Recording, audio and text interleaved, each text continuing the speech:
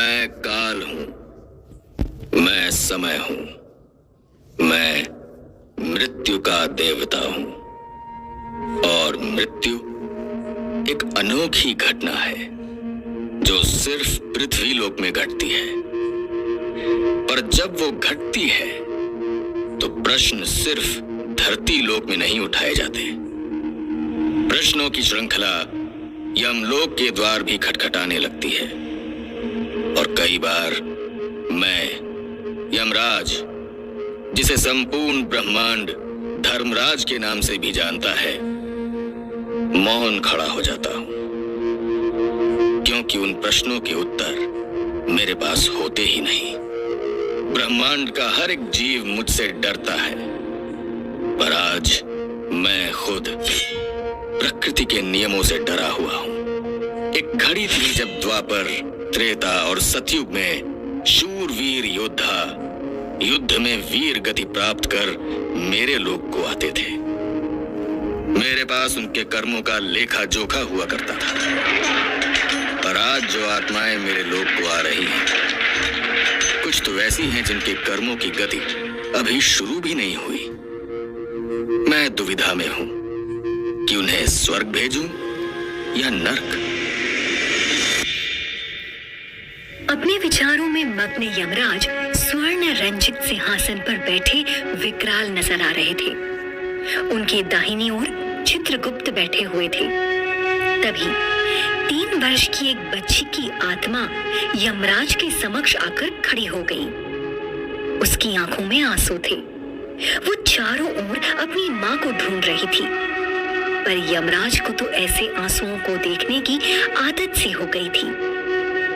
यमराज ने अपनी आंखें बंद की और उस बच्ची के कर्मों का लेखा जोखा देखने की कोशिश की, पर कोई ब्यौरा सामने नहीं आया।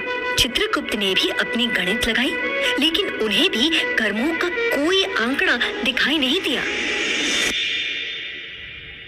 यमराज, इस कन्या को ना तो स्वर्गलोक भेजा जा सकता है, ना ही नर्कलोक। और इसके पुनर्जन्म की घड़ी क्या कहती है? यमदेव, अभी इसमें समय है। इस कन्या की मृत्यु 35 वर्ष की आयु में होनी थी, तो पृथ्वी के समय अनुसार 35 वर्ष बाद ही ये नया शरीर धारण कर सकती है। यमराज ने जब 3 साल की बच्ची के पीछे की उस कतार को देखा, उन्हें ऐसे 5 बच्चे और दिखाई दिए।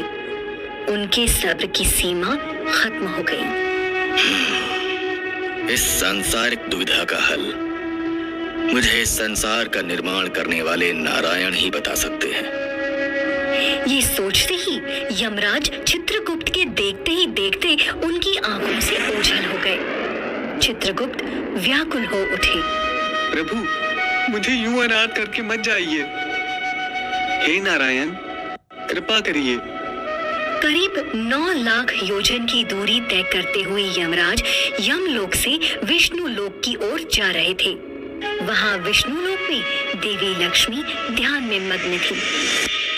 प्रणाम देवी, काल का प्रणाम स्वीकार करें।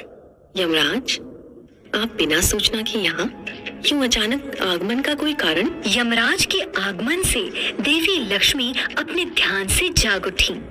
माता, धरती पर हाहाकार मचा हुआ है। धरती नरक का दृश्य अपनी जमीन पर देख रही है और आपसे कुछ भी छिपा हुआ नहीं है। यमराज ने इतना कहते ही अपनी दिव्य दृष्टि से धरती का भयावह मंजर देवी लक्ष्मी के सामने खोलकर रख दिया। माता लक्ष्मी को एक बड़े से सुनहरे पर्दे पर सब कुछ साफ नजर आने लगा। देवी और यमराज ने देखा कि कैसे धरती के हर अस्पतालों में कोविड से मरने वाले लोगों की भीड़ बढ़ती जा रही है। लोगों के शव को अंतिम यात्रा भी नसीब नहीं हो रही है। उन्हें सूखी